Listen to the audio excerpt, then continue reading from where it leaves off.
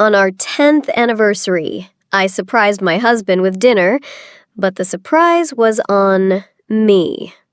Have you ever been blindsided by the person you trusted the most? Imagine planning the perfect anniversary dinner only to walk into a nightmare.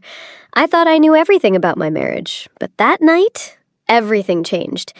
Stay tuned to hear how I uncovered the painful truth and took back my power in a way you wouldn't believe. Trust me, this isn't just a betrayal story. This is my revenge. Before we dive in, hit that subscribe button and turn on notifications, because this story is one you won't want to miss. My name is Emily. I'm 32 years old, and I've been married to Daniel for 10 years.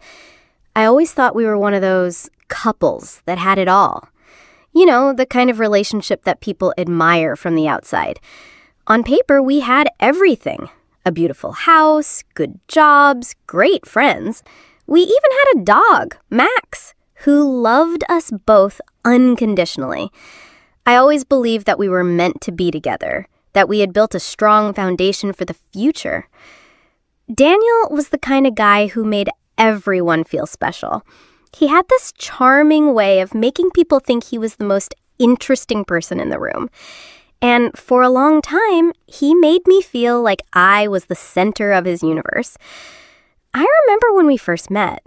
He made me laugh on our very first date, and I knew right then and there that he was someone I could spend the rest of my life with. He had this magnetic personality that drew people to him, and it wasn't just me who saw it. Friends, family, colleagues, they all adored him. A relationship wasn't perfect, but no marriage is. We had our moments, sure. The usual disagreements, misunderstandings, the occasional argument, but it always felt like we were able to work through it. Daniel had a way of making me believe that we were always a team. I loved him deeply, and I thought he loved me just as much.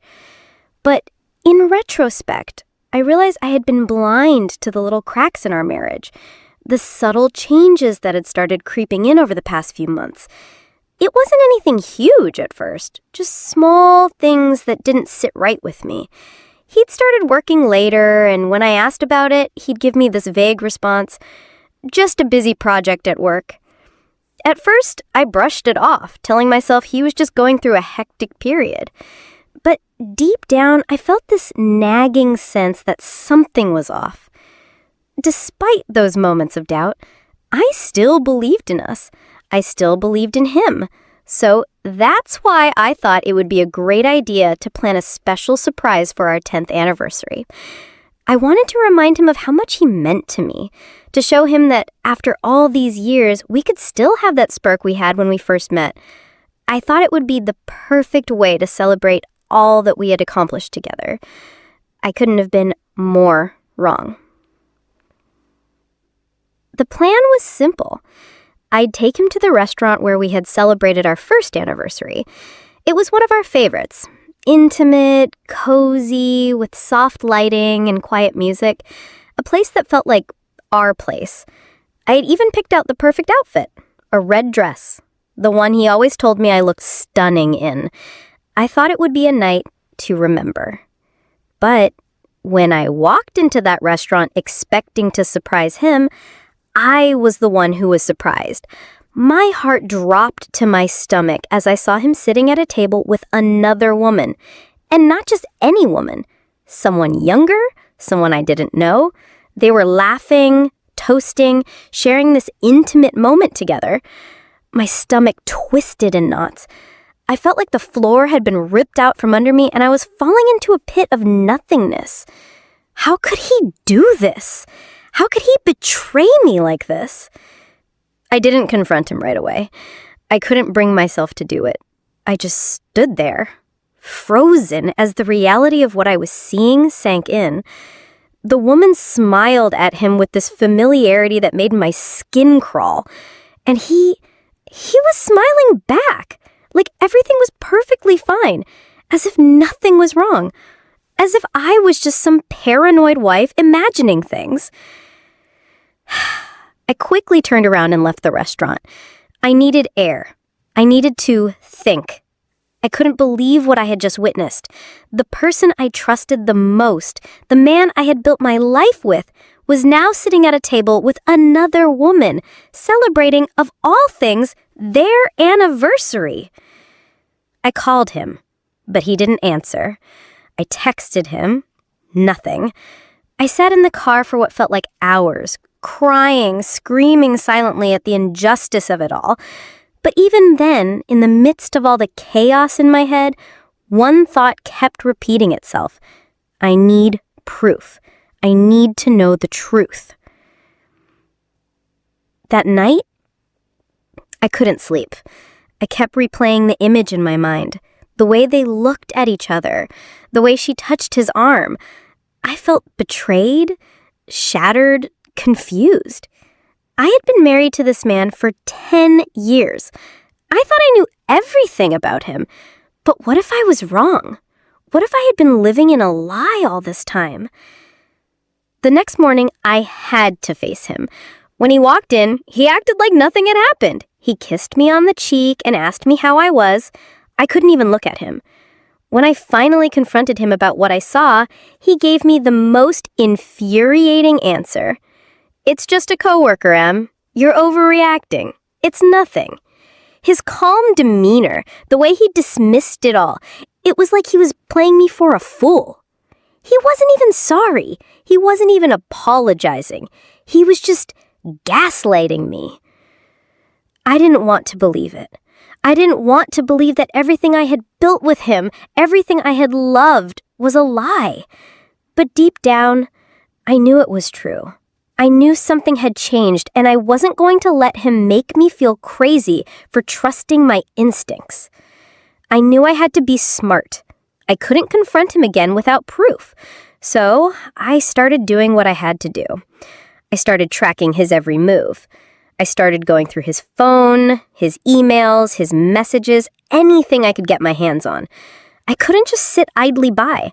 I needed to protect myself, and that meant gathering the truth. The next few days were torturous. I couldn't look at Daniel the same way anymore. Every time I saw him, I felt this deep pit in my stomach. How could he be so calm, so collected, when I was falling apart inside? I couldn't believe he had betrayed me so easily. But I couldn't let him see my weakness. I had to get to the truth. I started by watching him more closely. I kept track of his work schedule, his phone calls, his late nights. I tried to stay calm, but every time I saw him take a call or hear him whisper into his phone, it made my blood boil. He had been lying to me for so long, and now I had to face the fact that he wasn't just lying about the woman in the restaurant, he was lying about everything. I started digging through his phone. At first, I didn't know what I was looking for. I wasn't an expert in this kind of thing, but I knew I had to find something, anything, to prove he was seeing someone else. But then, I found it. It wasn't a single text message or a photo. No. It was a trail of messages going back months, hidden deep within the apps he had on his phone. I remember the first time I found the texts. I was sitting in our living room pretending to watch TV while he was in the kitchen making dinner. I had his phone in my hand, and my fingers shook as I scrolled through his messages. There they were, buried among the usual work-related texts. Messages from her. At first, it was innocent enough, just a few messages about their work together, but then it escalated. There were late-night texts like, I miss you, can't wait to see you, we're going to be together soon. My heart pounded in my chest. How could he say these things to her while I was at home trusting him? But the worst part wasn't the words themselves. It was the realization that they had been going on for months. Months. The same amount of time he had been working late, when in reality, he had been with her. The woman in the restaurant, Nina, wasn't just some random fling. No, she had been in his life for a lot longer than I had known. And to make it worse, I had been the one who had been blind to it all. I felt a sickening wave of anger rush through me. How could I have been so naive? How could I have trusted him so blindly? For so long, I had believed that we were happy, that we were in love, but all of that was gone now. I wasn't going to confront him just yet, not without more evidence. I had to make sure I had everything.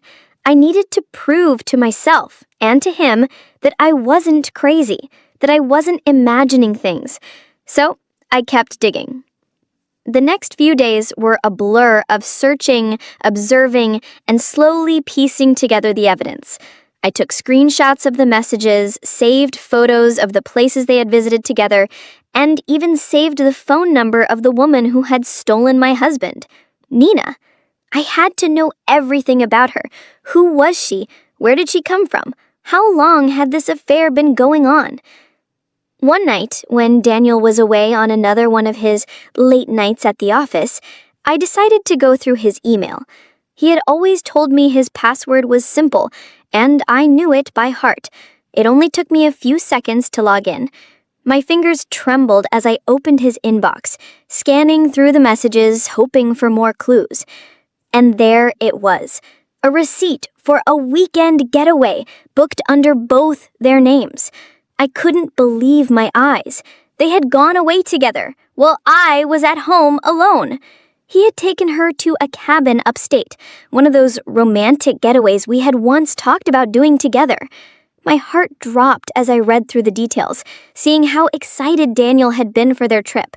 He had even written her a message that said, "Can't wait to make more memories with you, babe." I felt like I was suffocating. It was all so real now. This wasn't just some one-time mistake. This was an affair, long-term, hidden, and premeditated. He had been living two lives, and I had been completely in the dark. I had been his wife, the person he was supposed to love and cherish, while all along he had been with her. But I couldn't lose myself in the emotion. I had to keep it together. I had to stay focused. I wasn't going to let him get away with this. I wasn't going to let him turn this around on me like he always did when we fought. I needed proof. I needed a way out. That's when I decided to do something I had never imagined I would do. I contacted a lawyer. I knew what I had to do. I couldn't live like this anymore. I couldn't be with a man who had betrayed me so completely. And I certainly wasn't going to let him manipulate me any longer. I needed a way to get out of this marriage and take control of my life again. The lawyer, a woman named Sarah, was calm and collected.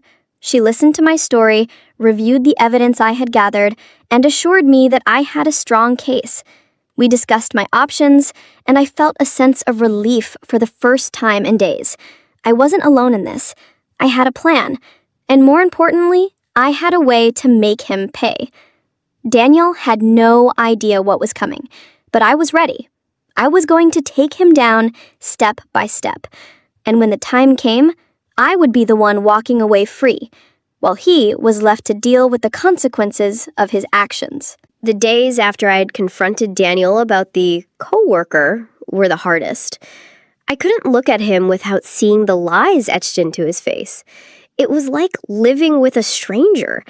I kept my emotions hidden, but inside I was a whirlwind of confusion, pain, and anger. Every time he kissed me, I felt disgusted. Every time he tried to hold my hand, I pulled away, silently begging my heart to not break anymore. But even through the growing hatred I felt for him, a small part of me still clung to the hope that maybe, just maybe, I was wrong. What if it wasn't as bad as it seemed? What if he truly hadn't meant to hurt me? I remember the moment I began to realize how deep his betrayal really went. It wasn't when I found the receipts or the text messages, but rather the small, innocent conversations we had when he was home. Conversations that should have been routine about the weather, our dog, plans for the weekend, suddenly felt like a lie, a rehearsed performance. Every word he spoke seemed hollow, as if he were trying to convince both me and himself that everything was fine. The real turning point came when I overheard him on the phone one evening, talking to Nina. I had been upstairs pretending to work when I heard his voice downstairs. It was soft at first, almost like he was trying to keep the conversation private. But then I heard something that made my blood run cold. He said, "I told her we were just friends. She still doesn't suspect anything." I froze. I knew I shouldn't have been listening in, but I couldn't help myself. The words pierced through me, and in that moment, something inside me clicked. This wasn't just a one-time mistake. This was planned, calculated. He had been lying to me for months, convincing me that everything was normal, that everything was fine. And all along, he had been stringing me along, pretending to be the loving husband while he was emotionally invested in someone else. The more I listened, the clearer it became. He wasn't just cheating. He was gaslighting me. He had convinced me, without me even realizing it, that I was the problem, that I was the crazy one for questioning him, and I had let him do it. I had let him make me feel paranoid, untrusting, and like I didn't deserve to know the truth. That night, after I overheard him, I couldn't sleep. I lay in bed, tossing and turning, my mind racing with everything I had just learned. How could I have been so blind? I had been a fool. I had been so focused on trying to make everything work that I had ignored the signs, ignored the warnings. Now I was trapped in this web of lies and deceit, and the only way out was to confront him once and for all. But I wasn't ready. Not yet. I needed more. I needed to be sure. I had to gather more evidence because I knew the moment I confronted him, there would be no turning back. I decided to follow him the next day. It was a Saturday, and he told me he had a work meeting that would keep him busy for most of the day. I knew he was lying. I knew he was meeting Nina. So I took a deep breath, gathered my things, and followed him in my car. I had to see for myself. I had to know where they were meeting. I trailed him for about an hour, keeping a safe distance, trying to stay hidden. We drove through the city and eventually out into the suburbs to a secluded area I'd never seen before. My heart was pounding as I parked a few blocks away, watching him walk into a small, undescript building. I stayed in the car, not wanting to get too close. I waited for what felt like an eternity, my mind racing with the possibilities. Was this it? Was this the moment everything came crashing down? After what felt like forever, Daniel finally emerged, and to my horror, Nina was with him. They were laughing together, walking side by side like an ordinary couple. My stomach turned. I couldn't take it anymore. I had to confront him. I had to know the truth, no matter how much it hurt. I drove back home that day, my mind in turmoil. When Daniel came back hours later, I said nothing. I simply went to my room, pretending to be busy. But inside, I was calculating. I was planning my next move. I couldn't allow him to continue this facade, this lie that he had been spinning for so long. That night, as he lay in bed beside me, I finally made a decision. I would confront him, but not in the way he expected. I wasn't going to yell or beg or plead with him. No, I was going to take control. I was going to show him that I wasn't the weak, confused wife anymore. I was going to expose him for who he really was. But I had to be smart about it. I couldn't let him manipulate me anymore. I would gather the last bit of evidence I needed, and then I'd make my move. He wouldn't see it coming, and when I was done, he would regret ever betraying me. I spent the next few days carefully constructing my plan. I wasn't going to let him slip away, not this time. I had spent far too many years giving him the benefit of the doubt, trusting him without question. Now I had learned my lesson. I had to be smarter than him. I had to outplay him at his own game. But it wasn't just about confronting Daniel. It wasn't about getting some dramatic, tear-filled moment where I demanded the truth. No, I wanted more. I wanted to ensure that when this was all over, he would never be able to recover. I wasn't just going to take control of my life. I was going to take back what he had stolen from me: the trust, the love, and my own sense of security. I knew I had to gather more concrete evidence before making my next move. The texts, the emails, they were important, but I needed something irrefutable, something that would destroy any chance of him manipulating the situation. That's when I decided to follow him again. This time, I wasn't just going to trail him. I was going to get into the heart of his lies. I waited for the perfect moment. Daniel had become more complacent over the past few days, believing he had convinced me that everything was fine. His arrogance was his biggest mistake.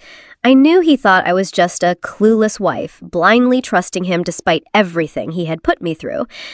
But he had no idea what I was capable of. The day I followed him wasn't different from any other. He left the house early in the morning, as he usually did for work. But this time, I wasn't going to let him get away with his usual story. I followed him to his meeting, and instead of his usual stop at the office, he drove straight to a hotel. A hotel. My heart dropped. The fact that he had been lying to me about his work meetings was one thing, but this was confirmation. I watched him park the car, get out, and walk inside. My breath caught in my throat. I couldn't believe my eyes. There he was, my husband, the man I thought I knew, checking into a hotel with Nina. Not as a coworker or friend. No, they were clearly there for something far more intimate, something that confirmed everything I had feared and more. I stayed in the car, fighting back tears of anger. My hands clenched the steering wheel so tightly that my knuckles turned white. I wanted to run in there, burst through the door, and confront them both right then and there. But no, that wouldn't work. It was too rash. It was too emotional. I needed to be calm. I needed to be strategic. I spent the next few hours in that car watching. I couldn't allow myself to slip up now. I wasn't just collecting evidence for my own sanity. I was collecting it for the inevitable confrontation that was coming. This hotel room, this was the final piece of the puzzle.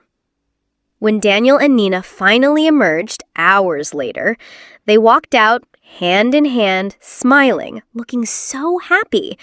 My stomach churned with disgust. How dare they? How dare he look at her like that, as if I didn't exist? I was supposed to be the one he loved, the one he chose above all others. But here he was, laughing with her as if I were just some distant memory. I followed them home that night. It was getting harder to hold it all together. Every time I saw them together, every time I heard him mention her name, my blood boiled. But I had to keep going. I couldn't show my hand yet.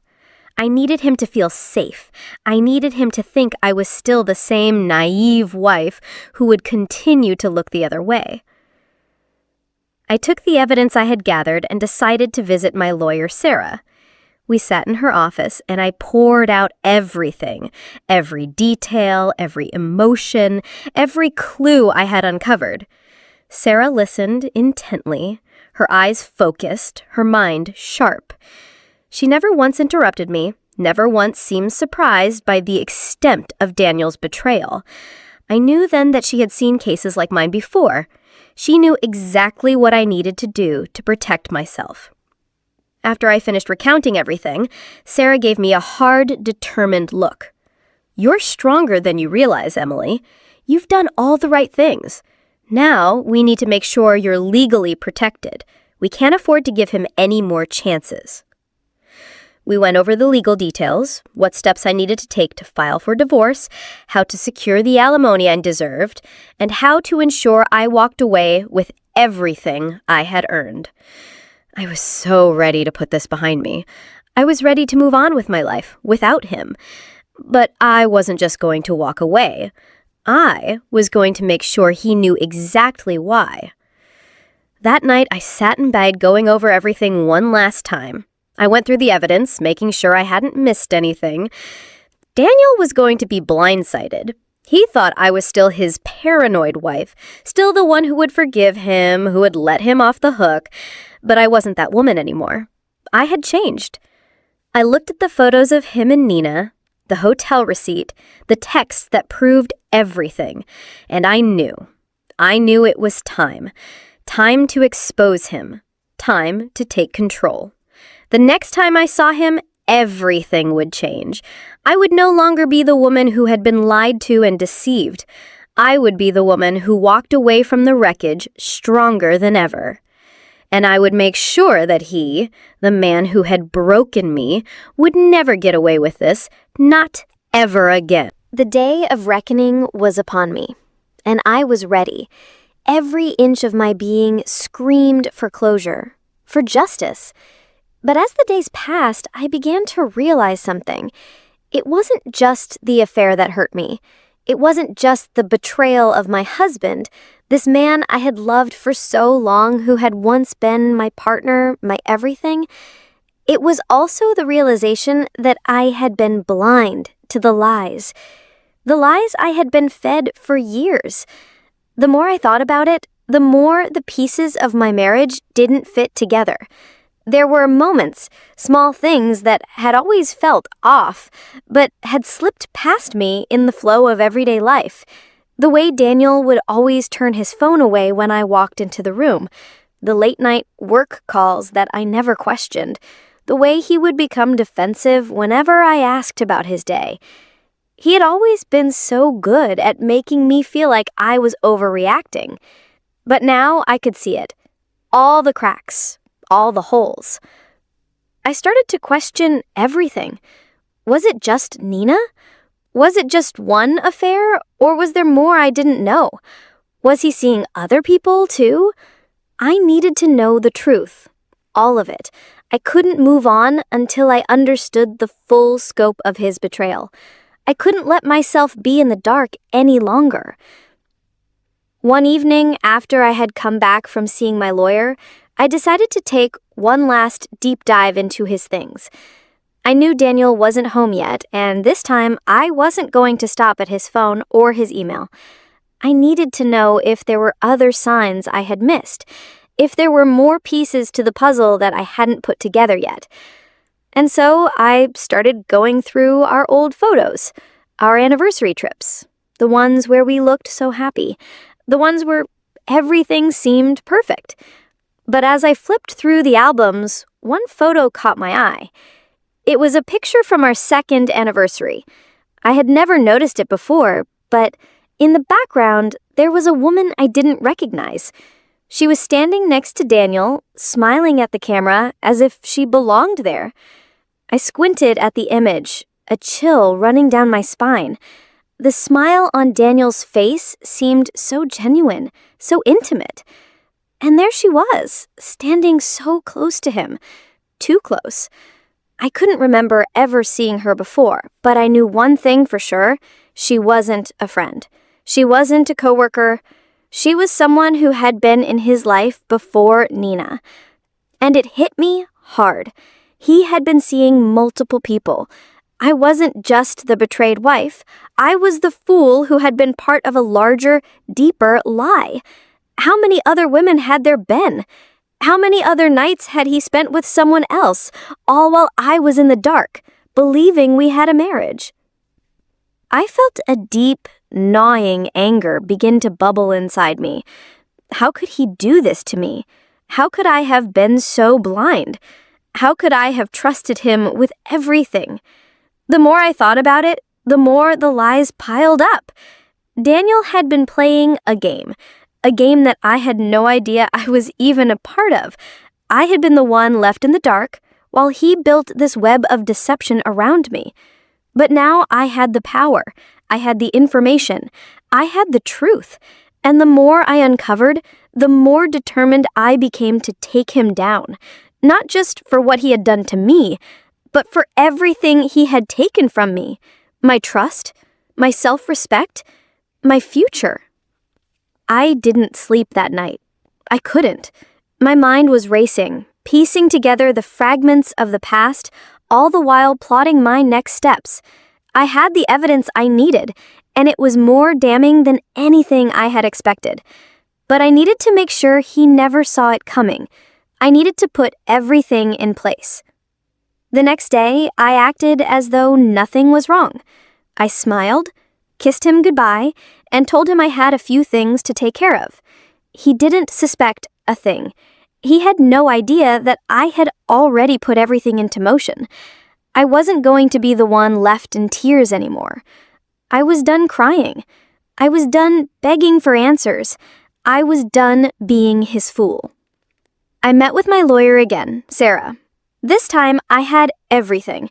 Every text, every photo, every email. We reviewed the documents, and she told me what to expect in court.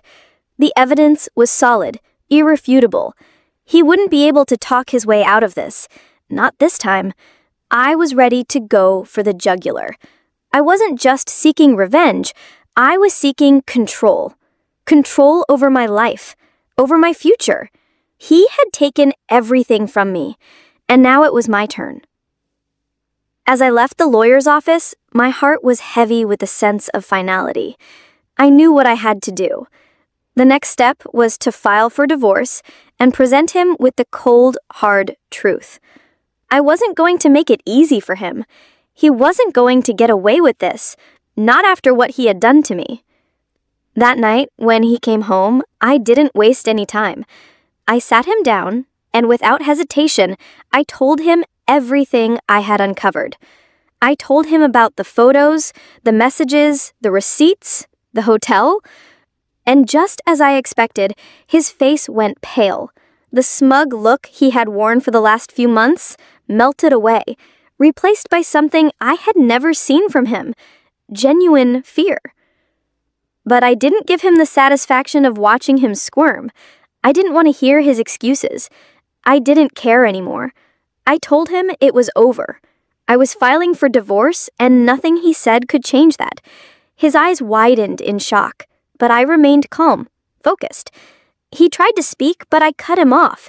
This was no longer about him. This was about me. And I was done. The confrontation didn't go anything like I expected.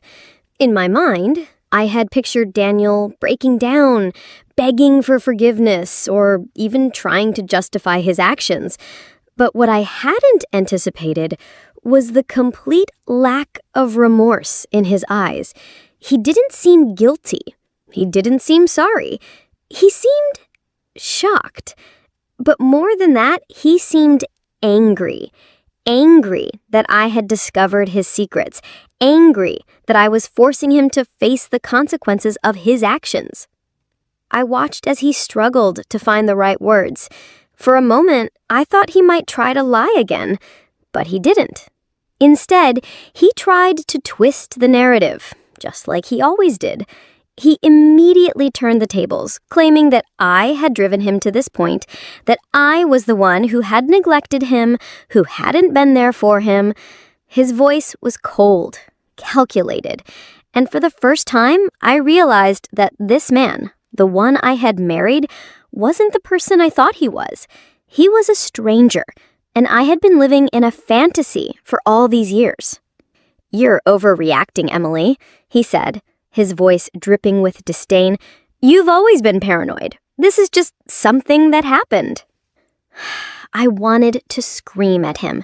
I wanted to tell him how I had felt the last few months, how I had tried to trust him, how I had been nothing but a loyal wife. But instead, I sat there, as calm as I could manage, silently taking in everything he said. I couldn't let him manipulate me any longer. I had already seen through his lies, and no amount of pleading or blame shifting was going to change that. He kept going, though, trying to justify the affair, telling me that it wasn't as serious as I thought. He said he'd never meant for it to go this far. He said it was just a fling and that he never intended to leave me. But the more he talked, the clearer it became. Daniel wasn't just sorry for what he'd done, he was sorry he'd been caught. And in that moment, I understood something that hurt deeper than any of the lies he had told me. It wasn't just the affair that had broken me. It was the fact that he didn't care. He didn't care about the years we had spent together, the vows we had taken. He didn't care about me. I wanted to cry. I wanted to let it all out, to ask him how he could do this to me, how he could betray me in the worst possible way. But I didn't. I kept my composure, because I knew that crying, pleading, or begging for answers wouldn't fix anything. It wouldn't bring back the trust, the love, or the respect that had been lost. And most importantly, it wouldn't change the fact that I had changed. I was no longer that naive woman who believed in fairy tale love. Instead of crying, I stood up. I walked toward the door, feeling the weight of the moment settle over me. As I reached for the handle, I heard him call out, "Emily, please. You can't just throw everything away." I turned back to face him, feeling an unexpected calmness wash over me. "No, Daniel, you threw it all away, not me. I'm not throwing anything away. I'm just walking away from you. This marriage is over." His face twisted with disbelief, and for a split second, I almost felt sorry for him. Almost. Because the truth was, he had destroyed everything. His actions, his lies, his betrayal.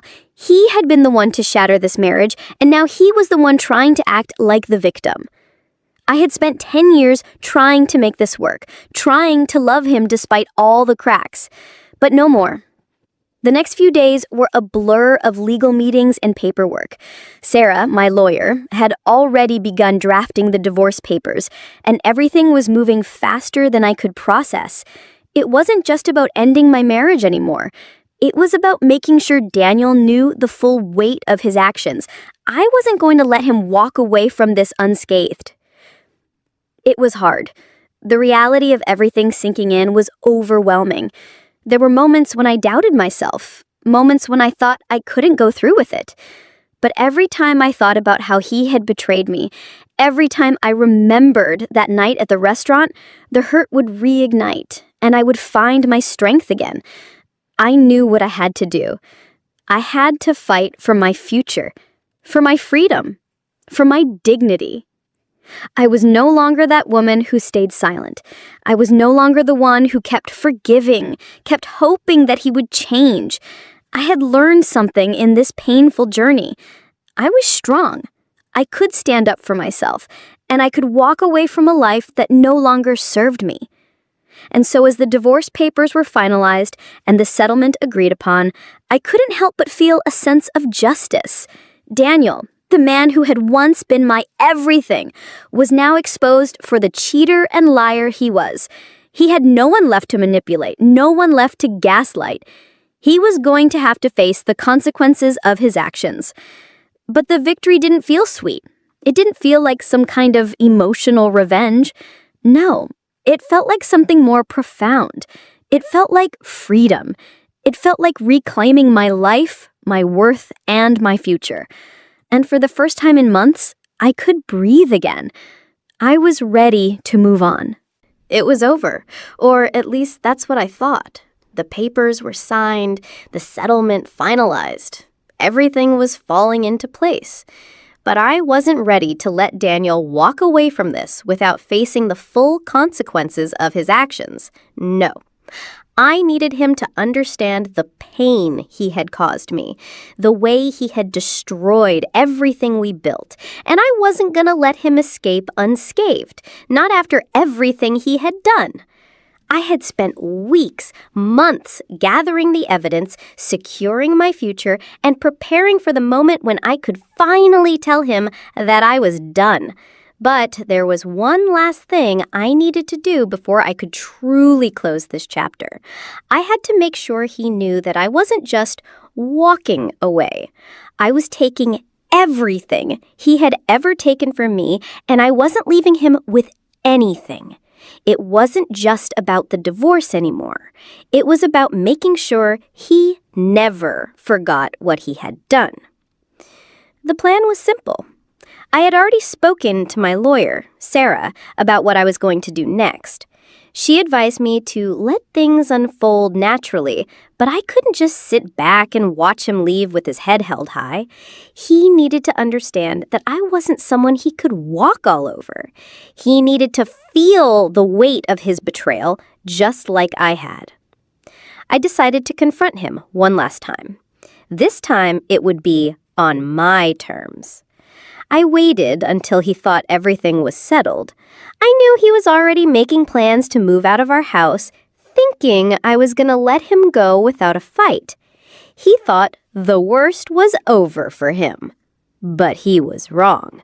I wasn't done with him yet.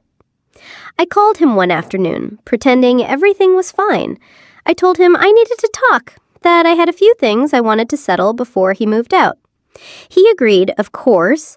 He was so eager to get everything over with to get me out of his life, he thought he had won. When he arrived, I was sitting in the living room, waiting for him. I had my papers in front of me, the documents that would finalize the last part of the divorce. But I wasn't just going to hand them over.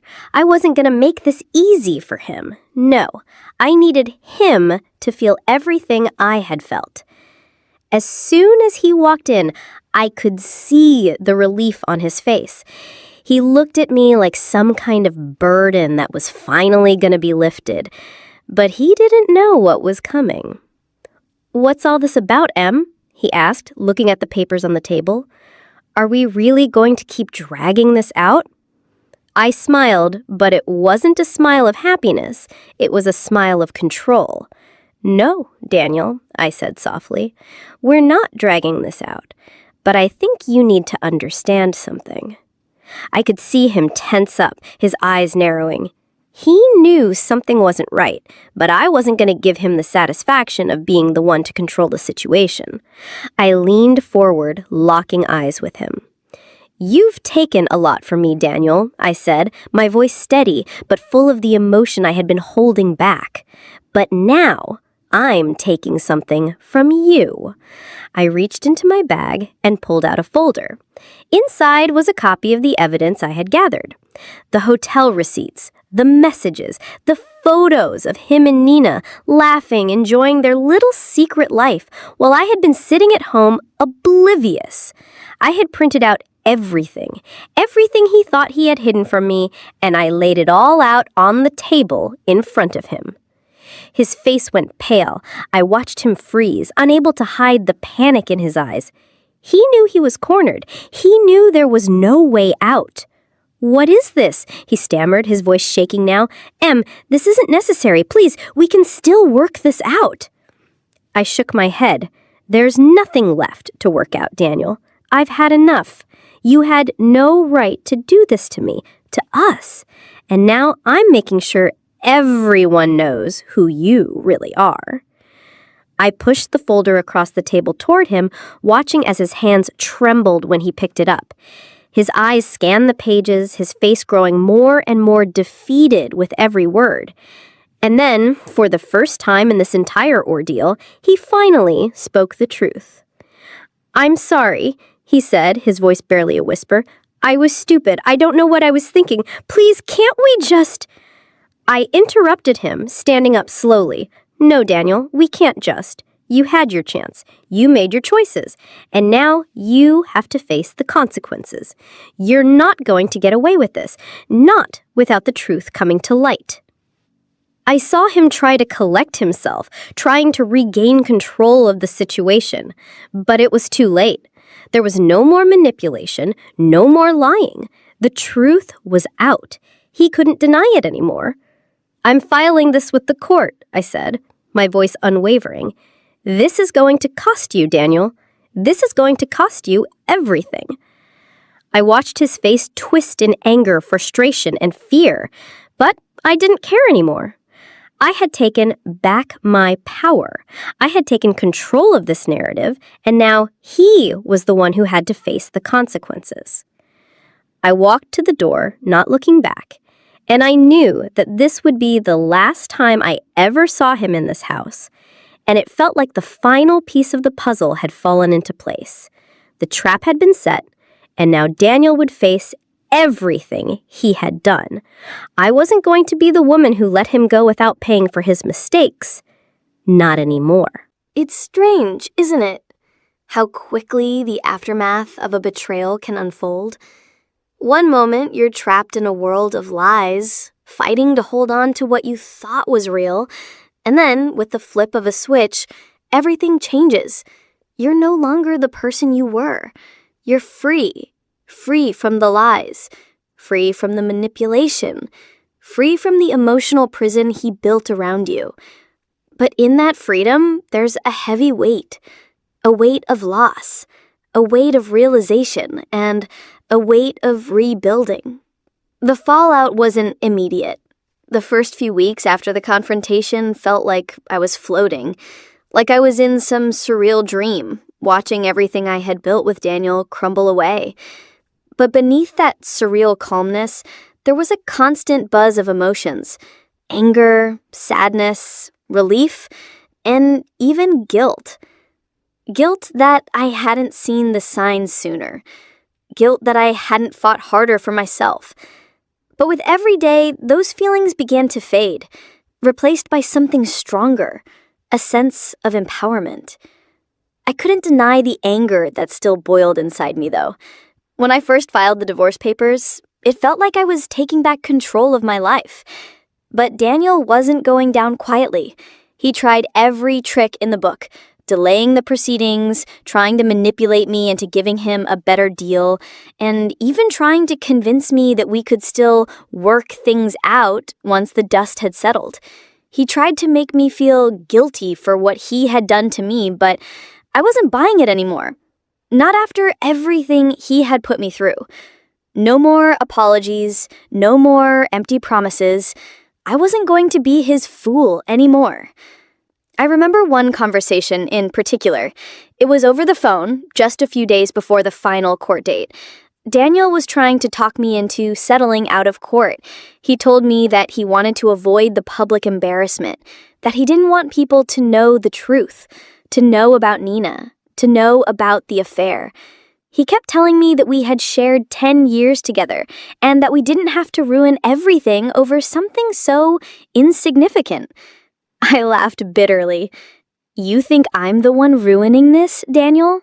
No, you ruined this. You lied, you cheated, and now you'll have to face the consequences of your actions. You don't get to walk away without paying for what you've done. There was silence on the other end of the line. Then he muttered something under his breath, but I didn't need to hear it. I knew what was coming. The court date was set, and I was ready for him to feel the weight of the lies he had built. But what I didn't expect was the guilt that crept up on me when the papers were finally signed. When the divorce was final, when the settlement was delivered, and when I officially had nothing to do with him anymore, it felt like a hollow victory. It felt good in the moment, yes, but the relief was quickly replaced by this deep sense of loss. Not just for the marriage, but for everything I had given him, for all the trust I had placed in him, for everything he had taken from me. But there was a sense of justice, too. As much as I hated him in that moment, I knew that what I was doing wasn't about him anymore. It was about me. It was about reclaiming my life, my future. It was about not allowing him to destroy me and make me feel like I was the one at fault. It took months for me to really start feeling like myself again. The first few weeks after the divorce were the hardest. The silence in the house was deafening. I was used to coming home to Daniel, to his presence, his voice filling the rooms. But now it was just me. The quiet was almost suffocating. I felt like I had lost more than just my husband. I had lost the future I thought I was going to have. The dreams we had built together were gone. But I also realized something else. that the future was still mine. I still had time to rebuild, to create the life I had always dreamed of without him in the way. I decided to take control of my narrative. I started focusing on my career, something I had neglected for years while I focused on my marriage. I began picking up the pieces of my old hobbies, writing, traveling, spending time with friends. And soon, I realized that I didn't need Daniel to feel complete. I didn't need him to validate my worth. I was strong enough to build my own life, to create my own happiness, without relying on anyone else to give me that sense of fulfillment. Of course, there were days when the sadness would come creeping back in, days when I missed the life I thought I would have. But those moments grew fewer and farther between. Each day that passed, I felt stronger. I was no longer the broken woman who had been left in the dark. I was the woman who had fought for herself, who had taken back everything she had lost. And I was proud of that. The most surprising part of the fallout was how much I had grown from this experience. The woman I was when Daniel and I first married wasn't the woman I was now. The pain of the betrayal was still fresh, but the anger had subsided. I was no longer consumed by the past. I was free, and for the first time in a long time, I felt like I could breathe again. A year has passed since everything ended, and looking back, I'm not sure how I feel about the way it all unfolded. There are moments when I think about Daniel, about the life we could have had, and the bitterness creeps in. But then I remember all the lessons I learned.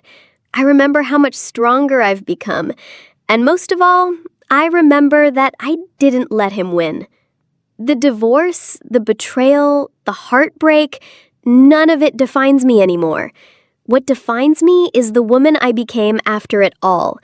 The woman who walked away from a toxic marriage, from a man who never truly cared, and who built a better future, piece by piece. The woman who stopped letting someone else's lies dictate her worth. And for the first time in my life, I am truly at peace with who I am.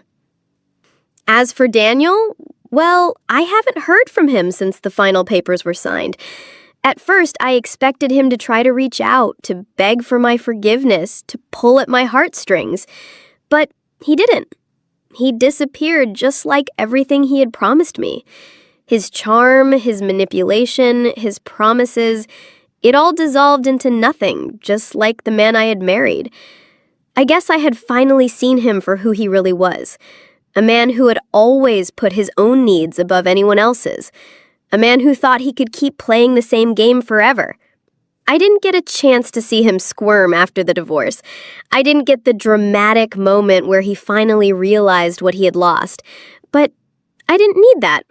I didn't need to see him suffer. The satisfaction I got from this was different. It was in knowing that I had taken control of my own life, that I had walked away from the man who tried to break me, and that I had emerged stronger than I ever thought possible. One thing I did do, though, was take away his freedom. Not in a petty, vengeful way, but in the way that matters most. I left him exposed. I made sure that the people he worked with, the ones who admired him so much, knew who he really was. It wasn't about ruining his life. It was about him facing the consequences of what he had done. The affair, the lies, the manipulation, all of it.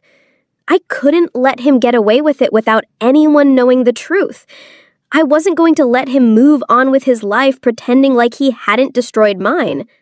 I remember the look on his face when I handed him the last set of papers, when I told him that I would make sure everyone knew what he had done. It wasn't a look of fear. It wasn't even regret. It was the look of a man who thought he had gotten away with everything. But in that moment, I knew he hadn't. I had stripped him of that power. And that was the sweetest revenge of all.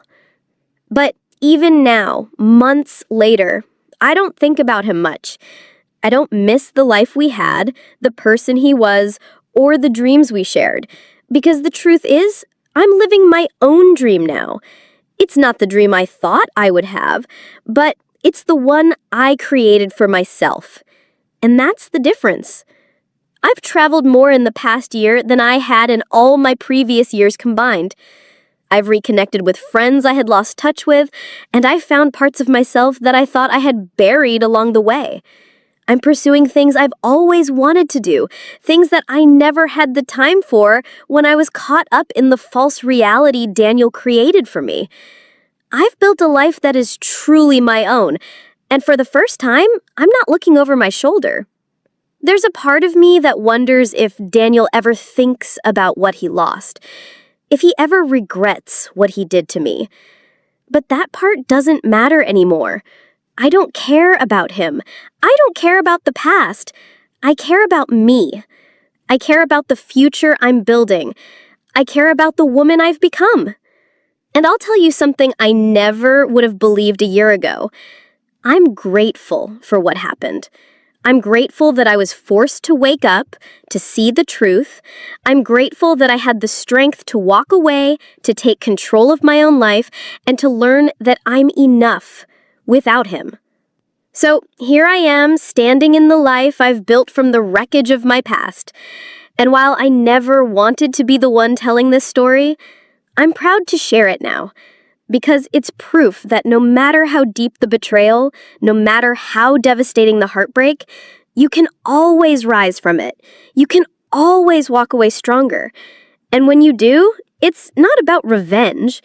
It's about reclaiming your power, your peace, and your happiness. So to Daniel, and to anyone else who has ever been hurt by someone they loved, I say this: you don't have to stay broken. You don't have to stay trapped in someone else's lies. The power to move on, to heal, and to create your own future has always been inside you. And when you find that power, when you take it back, that's when the real revenge begins.